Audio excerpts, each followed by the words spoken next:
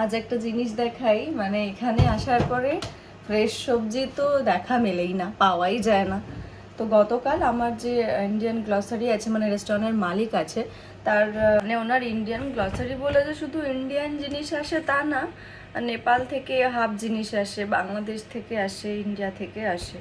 তো আগের দিন এই সবজিগুলো এসছে, কাঁচকলা, তারপরে বিট, বিট ভীষণ ফেভারিট আমার বিট, আর ফ্রেশ ভেন্ডি।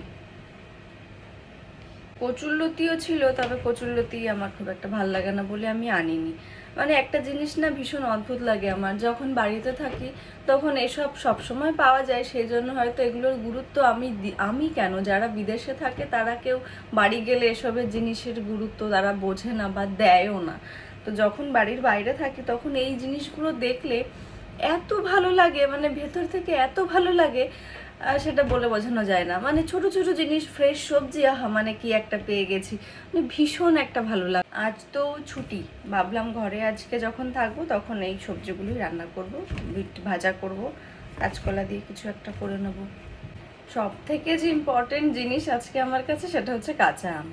মানে কি যে ভালো লাগছে, একটাই আম, এই একটা আম দিয়ে টক ডাল করবো না কিছু একটা করবো, তবে 2-3 দিন চালাবো এই আমটা দিয়ে। মানে এই যে জিনিসগুলো, মানে বাড়িতে যারা বসে আছে তারা আম খাচ্ছে, লিচু খাচ্ছে, এটা ভেবেই আমার মানে কিরম একটা লাগছে।